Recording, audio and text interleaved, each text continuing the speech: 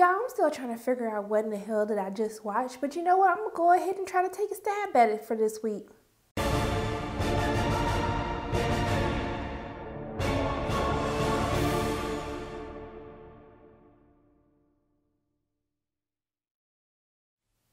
Hey everyone, it's Shauna from Pay or Wait, and today I'm going to be reviewing Atlanta Season 2, Episode 6, Teddy Perkins. Still trying to figure out what in the hell I just watched, but you know, this wasn't the route that I was seeing them take after last week's episode of Bibby. You know, we had this funny episode, and now we had this, it was just weird, y'all. It was weird. It was deep. Kind of addressed some conspiracy theories, and I mean, pretty much after this episode, I truly believe that Donald Glover is going to get his second Emmy. Like, I mean, not second because he already got 2 Emmys, but his 3rd Emmy for Atlanta, and they need to submit this episode. Like, if y'all don't submit any other episode from this season, it better be this episode, okay? And so I knew it was going to be a Darius-focused episode, and you know, they said there weren't going to be no commercials, and if you look at the description, like, even the description was just like, huh? What? So, okay, so at the beginning of the episode, we see Darius. He's clearly in a hardware store, home improvement store, and he's buying all these supplies. I'm trying to figure out what the hell is Darius doing, and so he asked the guy, like, hey, do you have any dried mangoes or dried ginger? I was like, sir, but we're in a home improvement store. But then I was like, you know what? I've been to Home Depot lately. There has been some random items there. I'm just like, why is this here in a hardware store? But I'm gonna let it go for right now. But then he sees this hat saying Southern, I think it was called, what was it called? It was called Southern Made or something. Yeah, it was called Southern Made, and it had a little Confederate flag on it. And so he got a red pen with it too. And I was just like, what are you doing with this hat? And so then we see that he crossed out all of the other part, colored in the white parts with red, so it would read, you mad, with the Confederate flag. So I was just like, okay, we're going to get another funny episode. Like, it's going to be like part 2 from Bibby, but it's going to be focused on Darius, so it's going to be all trippy and stuff. And I was like, all right. And then we see he in his U-Haul truck, he's driving, he got the Stevie Wonder bump, and I was like, okay, I'm here, I'm grooving, I'm rolling, I'm riding with you. And then all of a sudden he gets to his house, and he's doing this, obviously, I guess he's picking something up. He's like, I'm here for the pickup. And then first of all, when I knew that something was wrong, I knew something was wrong when he was about to knock and then the door just creaked open. I would have been done right then and there. I would have got back in my truck. I would have called someone and be like, hey, y'all gonna have to come up here because something ain't right, okay? And so then this like figure appears out of the darkness, and he's like in white face, and I immediately think like, who is this Michael Jackson looking fool? And like, why is Darius here? And so he says, hey, I am Theodore. I'm Theodore Perkins, but you can call me Teddy. That was another time I just would have been gone, okay? And so they're just having this conversation, and then he has this ostrich egg. Oh my God. That egg, I gagged, okay? I was literally gagging. Like, as soon as Darius, like, even when he went like this, like, I did it at the exact same time because I was just like, this is utterly disgusting. And, like, the fact that it's an ostrich egg, so ostrich eggs are bigger, I was just like, ugh, okay? It was too much. Then he asked him that he wants something to drink. And so he said, yeah, I want some water. And then he pushes the little button saying, hey, you know, make sure to bring Darius some water. And I was like, oh, okay, well, that makes sense because they got a nice little big house. And he like, come to my parlor. So I'm like, yeah, they got money. So they probably got a butler and stuff. I was like, okay. And so then, you know, Darius like, hey, the water hasn't come. And then he was like, oh, well, you know, I don't have a butler.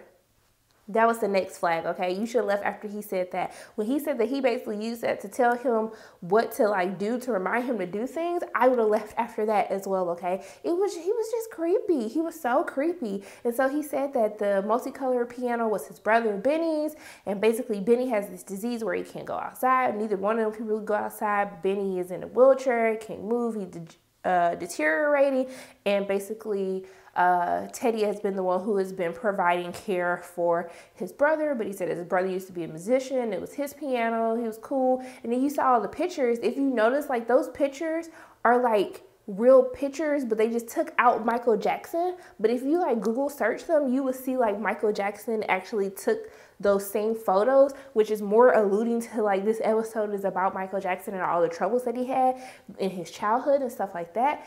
And like this man was just so creepy. And even when he went to go outside, and when Darius was talking to Al was like, boy, leave, okay? Because this don't make no sense. Like, won't nobody in their right mind stay? Like, this man is giving you all types of red flags that you need to leave, or you probably gonna end up losing your life, okay? So that's why I felt like, am I on a sequel to Get Out? Like, what is happening here? Because there's just so many things that I saw in this episode. And so it just kept getting weirder. And I appreciate them not doing commercials for this, because it helped you stay weird. Because if you would have just had this weird moment and then all of a sudden go to commercial and you're like, okay, you're out of it. But the fact that like it was never a commercial, you're just like, yo, what is going on right now? Like, I can't take this. I can't take it at all. Like, I just don't understand why he's still in this house. And even like, you know, Paperboy tell him like, get out of the house. Then he's up here ordering his crystals. First of all, crystals is disgusting, okay? I'm from the Midwest. There's only one, White Castle. And no, it does not taste the same like crystals. So I don't even want to hear y'all talking about that. Crystals is nasty. It's nasty, okay? Don't do it. Just eat White Castle. And like me, I gotta wait till I go somewhere else because we ain't got no White Castle here in Atlanta. I just don't know how y'all do that to yourselves. But yeah, so that whole little scene with them was funny.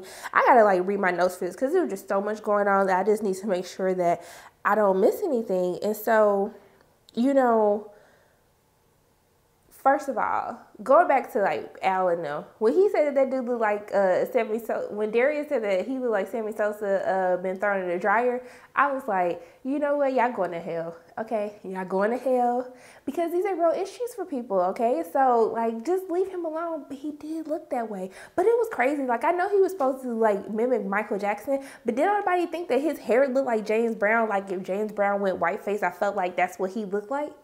I don't know. That's just me. Maybe that's just me. And so basically, you know, then they said like he looked like what's under his scab. I was like, okay, y'all officially going to hell. Like, it's too much. Just stop it. But yeah, before I lose my train of thought, I just had to think that was Jones for a moment to make sure I didn't miss it. So back to Darius and this weird Teddy Perkins, okay? And so basically, Teddy like takes him into this room, and then he's like, surprise, takes a picture, and I was like, clearly this is Get Out. And I don't know if ever he could take a picture in any movie and we not connected to Get Out or call it like the sequel to Get Out. But when he threw up the little like backwards Wakanda or whatever, like I was just like, yeah, like why didn't you take a random picture of him? That was another time I would have just left. I would have been like, forget this piano. It was free anyway, and like you spend no money. I would have just left. And then he's in this room and it looked like some type of gift shop, like all his brother Benny's stuff. And I'm just like, what is going on here? Like, why are we doing all of this? Like, I don't know this. I was just like, no. Then he leads into this other room. He's like, oh, come look at this. And then Darius, curiosity killed the cat behind going in and looking. And I'm just like, Darius, what are you doing? Like, this don't even look right. And so you go into this room. Then the walls are covered with newspaper and stuff. Then he closed the doors. And then you see like this mannequin. And he is like, this is to mimic my father, who basically abused us into being great.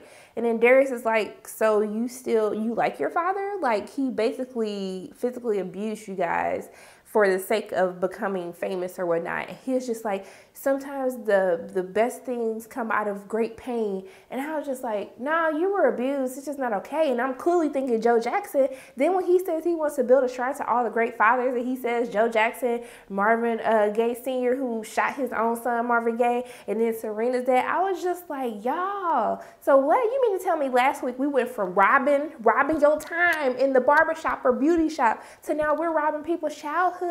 And so it's just crazy because the episode is like so bizarre.